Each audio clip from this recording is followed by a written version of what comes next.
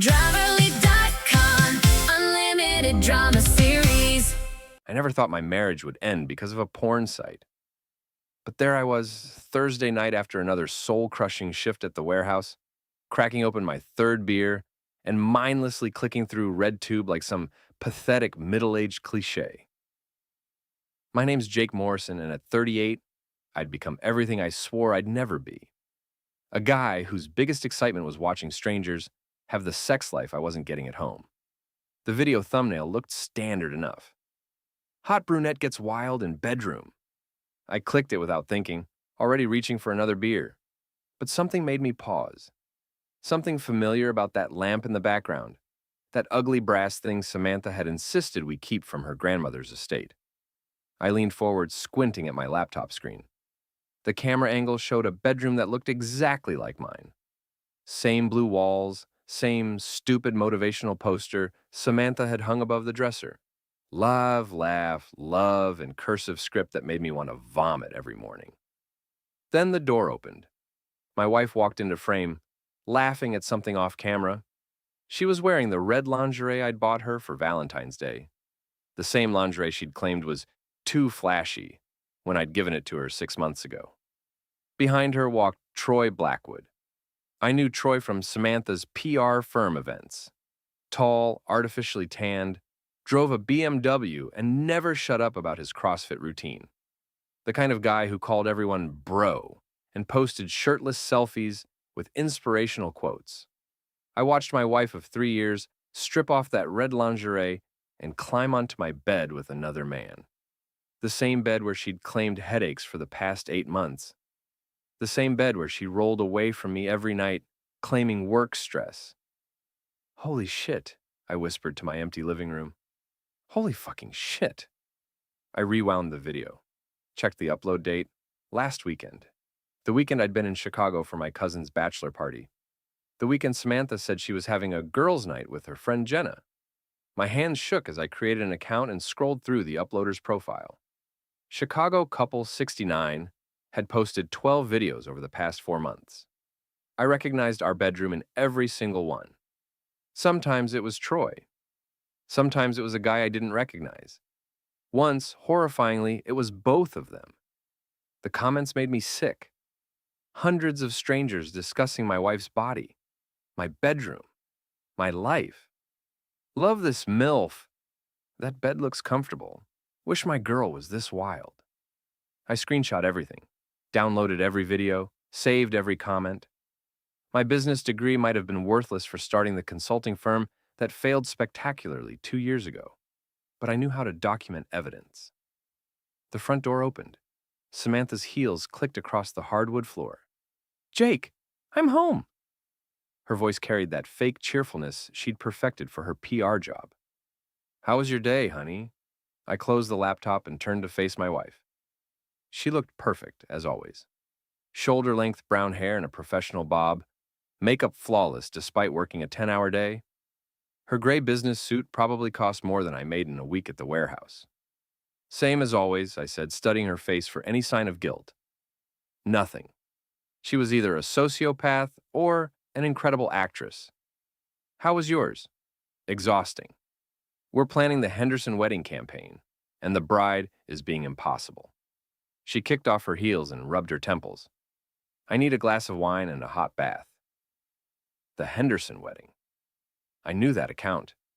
Troy's luxury car dealership was sponsoring it. They'd probably planned this whole conversation while they were fucking in my bed. Sounds stressful, I said. She disappeared into the kitchen, and I heard the wine bottle opening. My wife, who claimed she was too tired for sex, too stressed for intimacy, too busy for our marriage, had enough energy to star in amateur porn videos with her coworker. Oh, by the way, she called out, Jenna's engagement party is Saturday night. The whole office will be there. Jenna Martinez, Samantha's best friend and fellow PR manager. The same Jenna who'd helped cover for these girls' nights that were apparently gangbangs in my bedroom. Can't wait, I said. Samantha returned with her wine glass, settling onto the couch beside me. She smelled like expensive perfume and, faintly, like sex. How had I never noticed before? You seem quiet tonight, she said, placing her hand on my knee.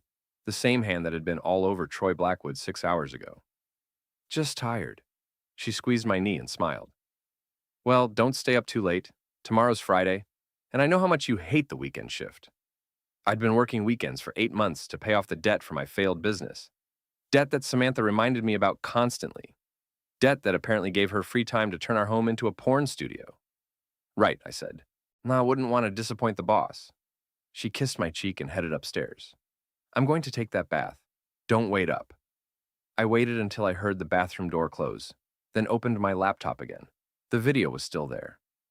My wife's betrayal in high definition, available to anyone with an internet connection. I had 2 weeks until our wedding anniversary.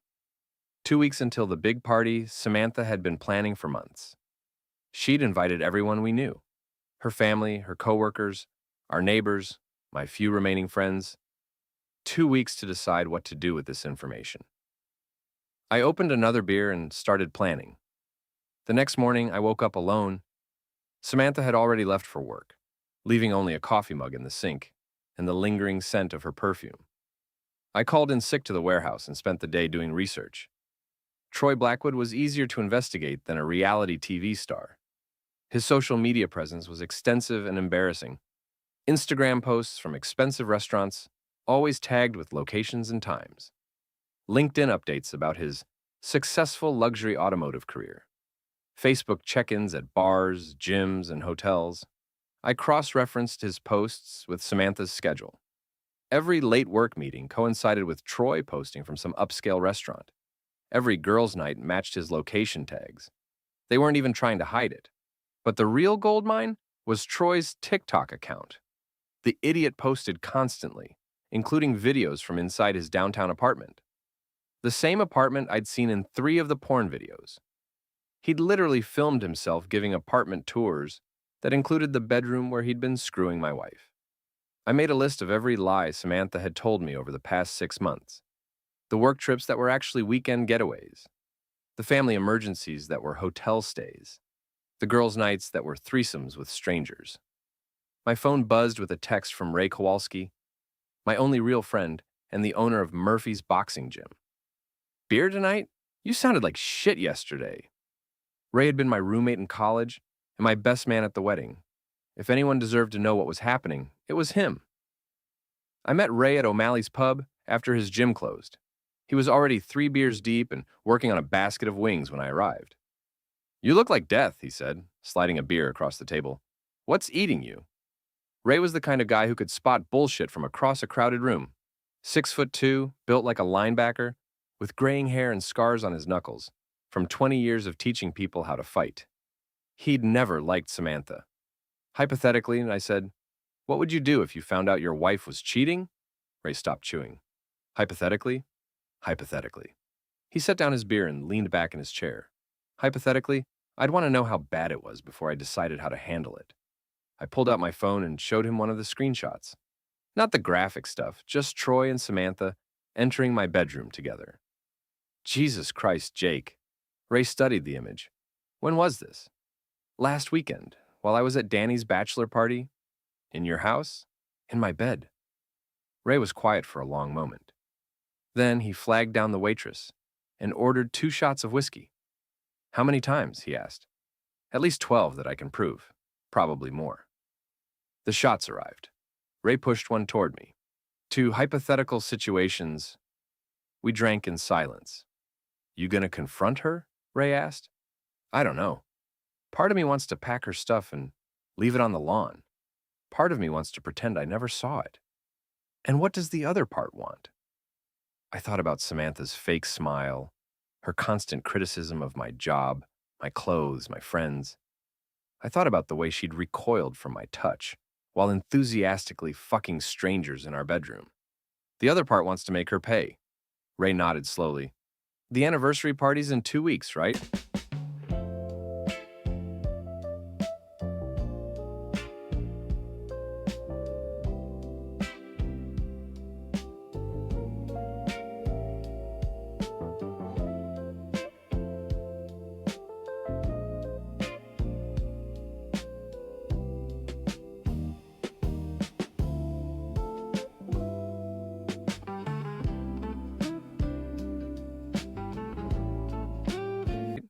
The big one at the country club? Yeah, she's invited everyone we've ever met. Lot of witnesses. Lot of witnesses, I agreed.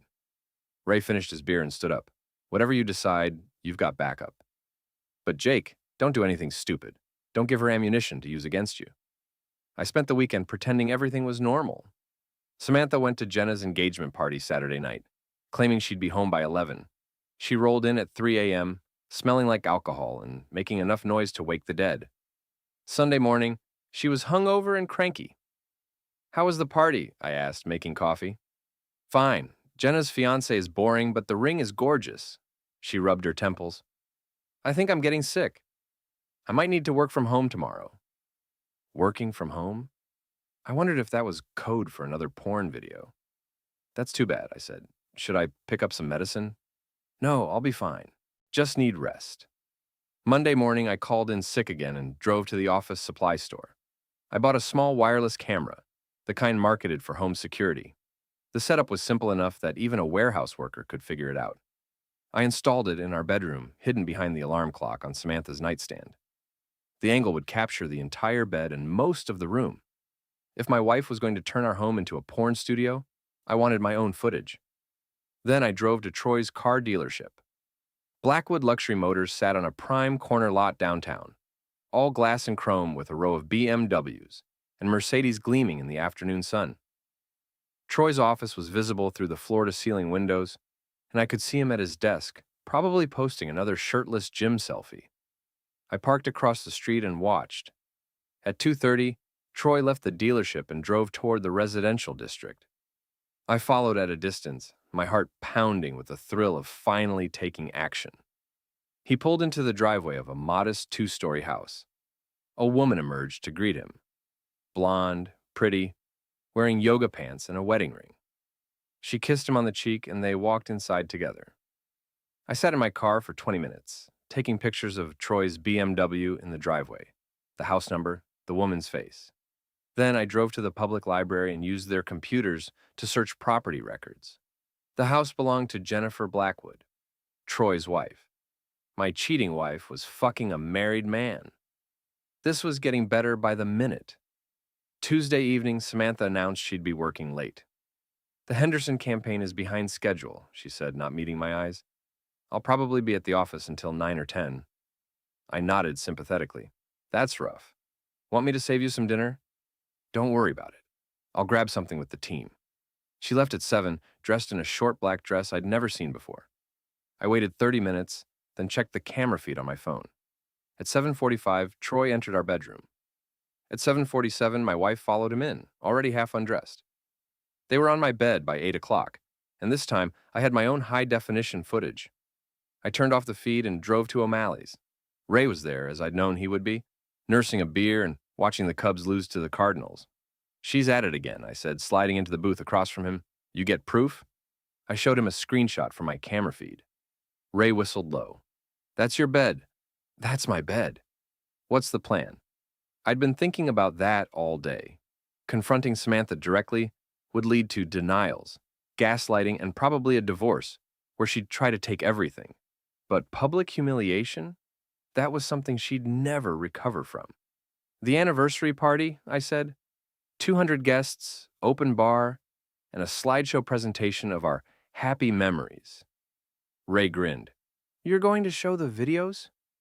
I'm going to show everything. The videos, the texts, the hotel receipts I found in her purse. All of it. That's nuclear, Jake. You sure you want to go that route? I thought about Samantha's condescending smile when she criticized my job. Her eye rolls when I suggested date nights. Her constant reminders that I was lucky she'd married me despite my financial situation. She made her choice, I said. Now she gets to live with the consequences. The next few days passed in a blur of preparation. I edited together a slideshow that started innocently enough. Our wedding photos, vacation pictures, family gatherings. Then it gradually shifted to screenshots of Troy's social media posts, timestamped to match Samantha's work meetings. Finally, it culminated with carefully edited clips from the bedroom videos, faces clearly visible, my bedroom unmistakably recognizable. I also did more research on Jenna Martinez. Samantha's best friend had been covering for these affairs, but I suspected there was more to it. A deep dive into her social media revealed frequent posts from the same restaurants and bars where Troy and Samantha had their work meetings. In several photos, I could see Troy in the background. Jenna wasn't just covering for Samantha, she was participating. I created fake social media accounts and started following all the major players. Troy's wife, Jennifer, posted frequently about their perfect marriage and upcoming vacation plans. She had no idea her husband was starring in amateur porn videos with married women. Samantha's sister, Michelle, lived in Phoenix, but maintained an active online presence, constantly sharing articles about family values and the sanctity of marriage. She'd be especially interested in Samantha's extracurricular activities. By Friday, I had everything I needed: the video evidence, the financial records, the social media proof, and most importantly, the guest list for our anniversary party. Every person who mattered in Samantha's life would be there to witness her downfall. That evening, Samantha came home excited about something. "Great news," she said, practically bouncing on her toes. 90 days of calls to the same number. You bought a burner for her. Give it to me. One reason not to drop it. Watch more on Grammarly.com. The Henderson campaign got approved for a bigger budget. Troy and I are getting a bonus. Troy and I. She didn't even try to hide it anymore. "That's wonderful," I said. "We should celebrate." "Actually, I'm celebrating with the team tonight. Work thing, you understand?" "Of course. Another late night?" "Probably. Don't wait up." She disappeared upstairs to change clothes. I checked my phone and saw that Troy had posted an Instagram story from Chez Laurent, the most expensive restaurant in the city. The story included a photo of champagne glasses and the caption, "Celebrating with my favorite work partner." My wife came back downstairs wearing a red dress that hugged every curve. She looked beautiful, and for a moment I remembered why I'd fallen in love with her. Then I remembered the videos, and the moment passed. "Have fun," I said, kissing her cheek. "Thanks, honey. You're the best." After she left, I called Ray. "Tomorrow night," I said. "The party's tomorrow night. You ready for this?" I looked around our living room. The photos on the mantel showing our fake happy marriage, the expensive furniture Samantha had insisted we buy, even though we couldn't afford it, the life we'd built on lies, and my naive belief that she actually loved me. I'm ready. Saturday arrived gray and drizzly, which seemed appropriate for what I had planned. Samantha spent the morning at the salon, getting her hair and nails done for our special day. I spent it making final preparations. The Riverside Country Club had been Samantha's choice for the venue. All the best people have their events there, she'd said, which was her way of saying it was expensive and pretentious. The ballroom could hold 200 people comfortably, with a stage at one end for the DJ and slideshow presentation. I arrived early to set up the audiovisual equipment. The club's event coordinator, a nervous woman named Mrs. Patterson, helped me connect my laptop to the projection system. "What a lovely way to celebrate your marriage," she said, adjusting the microphone. "Your wife must be so excited." "She has no idea," I said, which was completely true. The guests started arriving at 6. Samantha's family came first. Her parents, her sister Michelle from Phoenix, her brother David, who'd never liked me, and various aunts and cousins I barely knew. They greeted me with the polite coldness they'd perfected over 5 years of marriage. My side was smaller but more genuine. Ray and his wife Susan, my cousin Danny and his new bride, a few guys from the warehouse, and my parents who'd driven up from Springfield. Samantha's work colleagues arrived fashionably late. Troy walked in wearing an expensive suit, his arm around a blonde woman I recognized from my surveillance photos. His wife Jennifer looked happy and unsuspecting, chatting with other guests about their upcoming anniversary cruise. Jenna Martinez made a grand entrance in a silver dress that probably cost more than my monthly salary. She air-kissed Samantha and immediately started taking selfies for her Instagram story. "Jake!" Samantha appeared at my elbow, radiant in a black cocktail dress. "Isn't this wonderful? Everyone we love is here." Everyone she loved, maybe. I looked around the room at the people who'd ignored my business failure, my financial struggles, my obvious unhappiness. These were Samantha's people, not mine.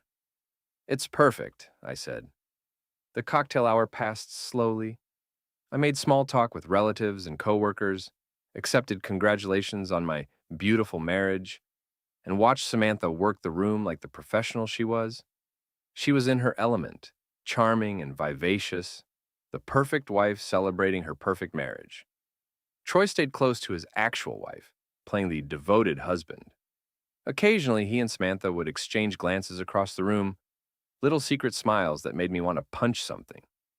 At 8 o'clock, the DJ called everyone to attention. Ladies and gentlemen, if you could take your seats, Jake Morrison has prepared a special presentation for his lovely wife, Samantha. The lights dimmed and I walked to the microphone. 200 faces looked up at me expectantly. Samantha sat at the head table, beaming with anticipation. Thank you all for being here tonight, I began, my voice steady despite my racing heart. 5 years ago, I married the woman of my dreams. I thought I knew everything about her. I thought we had no secrets. The slideshow began. Wedding photos filled the screen, showing Samantha and me looking young and happy. The crowd murmured appreciatively. Marriage is about trust, I continued. It's about honesty, commitment, and faithfulness. More photos appeared. Our honeymoon in Hawaii, Christmas mornings, family gatherings. Samantha wiped away a tear, probably thinking this was going to be a sentimental tribute. But sometimes, I said, we discover that the person we married isn't who we thought they were. The photos shifted. Screenshots of Troy's Instagram posts appeared on screen, time-stamped and location tagged. The crowd grew quiet, sensing a change in tone. Sometimes we learn that working late means something very different. Hotel receipts appeared on screen, credit card statements showing charges at expensive restaurants and bars, text message screenshots between Samantha and Troy discussing their meetings and laughing about my ignorance. Samantha's face went white. She started to stand, but I kept talking. And sometimes we discover that our spouse has been starring in amateur pornography videos. The first video clip played, just 5 seconds, but long enough to show Samantha and Troy entering our bedroom together. The crowd gasped. Someone screamed. In our bedroom, I said into the microphone. In our bed, while I was working overtime to pay our bills. More clips played. Different angles, different days, always in our house. The crowd erupted in shocked murmurs and angry shouts. Samantha was on her feet now, her face red with humiliation and rage. Jake, stop this! Stop it right now! The videos are available online, I continued calmly, along with commentary from thousands of strangers who've seen my wife naked. My personal favorite comment was, that husband must be a real loser if she has to get it somewhere else. Troy bolted for the exit, abandoning his wife, who sat frozen in shock. Jenna tried to follow him, but tripped over her high heels and went down hard on the marble floor. But the real betrayal, I said as the final slide appeared, wasn't just the cheating. It was the lying, the gaslighting, the constant criticism of my job, my appearance, my worth as a human being. All while she was fucking her coworker in my bed and charging strangers to watch. The room exploded. Samantha's mother was crying. Her father was shouting obscenities. Jennifer Blackwood was screaming for her husband, who had disappeared into the parking lot. My mother-in-law lunged toward the stage, but Ray intercepted her. So here's to 5 years of marriage, I said, raising my beer bottle in a mock toast. And to my wife, Samantha, who taught me that some people aren't worth loving. I dropped the microphone and walked off the stage. The crowd was in chaos, people shouting and crying and taking pictures with their phones. Within minutes, the videos would be all over social media. Samantha caught up with me in the parking lot. You bastard, she screamed, tears streaming down her face. You fucking bastard! How could you do this to me? How could I do this to you? I laughed, and it felt good. Samantha, you've been prostituting yourself in our bedroom for 6 months. You turned our marriage into a joke and our home into a porn studio. I just made sure everyone knew the truth. You've ruined everything. My career, my reputation, my family. You ruined it, I interrupted. I just showed people who you really are. She slapped me across the face, hard enough to make my ears ring. I didn't flinch. I want a divorce, she said. Good. I've already filed the papers. You'll be served Monday morning. Her face crumpled. Jake, please. We can work this out. We can go to counseling. No, I said. We can't. You made your choice every time you brought another man into our bed. You made your choice every time you lied to my face. You made your choice every time you treated me like I was lucky to be married to you. I got in my car and drove away, leaving Samantha standing in the country club parking lot in her expensive dress, surrounded by the wreckage of her reputation. The videos went viral overnight. By Sunday morning, #cheatingwife and #anniversaryrevenge were trending on Twitter. The local news picked up the story by Monday, running a segment about social media shaming and public humiliation in the digital age. Samantha's PR firm fired her Tuesday morning. The official reason was conduct detrimental to the company's reputation. But everyone knew the real story. You can't represent family-friendly brands when there are porn videos of you available online. Troy's wife Jennifer filed for divorce and took half of everything, including the car dealership. She also sued him for emotional distress and got a restraining order. Troy moved back in with his parents and started working at a used car lot across town. Jenna Martinez tried to distance herself from the scandal, but screenshots of her text messages with Samantha had been included in my presentation. Her own husband left her, and she was demoted at work. She eventually moved to another state. The fallout was swift and merciless. In the age of social media, reputation is everything, and Samantha's was destroyed completely. No PR firm would hire her. Her family cut off contact. Her friends abandoned her. I, meanwhile, became something of a local celebrity. The warehouse guys treated me like a hero. Ray's gym members bought me beers and slapped me on the back. Even strangers recognized me on the street and offered congratulations for handling it like a man. The divorce was finalized in 6 weeks. Samantha got nothing except her clothes and personal belongings. The house, the car, the savings account. Everything stayed with me. Her lawyer tried to argue for alimony, but the adultery evidence made that impossible. 3 months after the anniversary party, I sold the house and moved into a downtown apartment. I used the profit to start a new business, a private investigation service specializing in infidelity cases. Turns out, there's a huge market for catching cheating spouses, and my success story was the best advertising I could ask for. Samantha moved back in with her parents in Ohio. Last I heard, she was working at a grocery store and had gained 40 pounds. The stress of public humiliation, unemployment, and social isolation had taken its toll. I felt no sympathy for her. 6 months later, I was having dinner at a nice restaurant downtown when I saw a familiar figure at the bar. Troy Blackwood, looking older and more desperate than I remembered. His tan had faded, his hair was thinning, and his expensive suit had been replaced by a cheap polyester blend. He saw me and walked over, swaying slightly from whatever he'd been drinking. "Jake," he said, his voice slurred. "Can we talk?" "Nothing to talk about, Troy. Look, I know what we did was wrong, but did you have to destroy everything?" Samantha lost her career, her family, her whole life. I set down my fork and looked at him. "You fucked my wife in my bed and filmed it for strangers to watch. You helped her lie to me for months. You turned my marriage into a joke and my home into a porn studio. What exactly did you think was going to happen? We never meant for you to find out. That makes it worse, not better." Troy slumped against the table. "My wife took everything. The house, the business, the kids. I'm living in a studio apartment and selling used Hondas for minimum wage." "Good. Jesus, Jake. Don't you have any compassion?" I thought about that question. Did I have compassion for the man who'd helped destroy my marriage? For the woman who'd betrayed me in the most intimate way possible? For the friends who'd covered for them and the family who'd looked down on me? "No," I said, "I don't." Troy stared at me for a long moment, then walked back to the bar. I finished my dinner and went home to my new apartment, where I spent the evening reviewing case files for my growing business.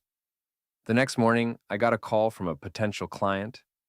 Her husband was acting suspicious, staying late at work, being secretive with his phone. She wanted proof of what he was doing. "I can help you," I told her, "but you need to understand something. Once you know the truth, you can't unknow it. And if your husband is cheating, the evidence, I gather, will destroy his life." "Good," she said, her voice hard with determination. "He made his choice. Now he gets to live with the consequences." I smiled and opened a new case file. Business was good. A year after the anniversary party, I received a wedding invitation in the mail. Ray was remarrying his ex-wife, and he wanted me to be his best man again. You sure about that? I asked when he called to follow up. I'm not exactly known for my romantic speeches anymore. You're known for telling the truth, Ray said. That's exactly what I want. The wedding was small and intimate, held at Murphy's boxing gym with folding chairs and takeout food. Ray's ex-wife Sarah had left him 3 years earlier for a younger man, but the relationship had imploded, and she'd come back asking for forgiveness. I thought about what you did to Samantha, Ray told me as we waited for the ceremony to start. The public humiliation, the total destruction.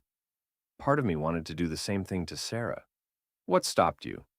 She came back on her own.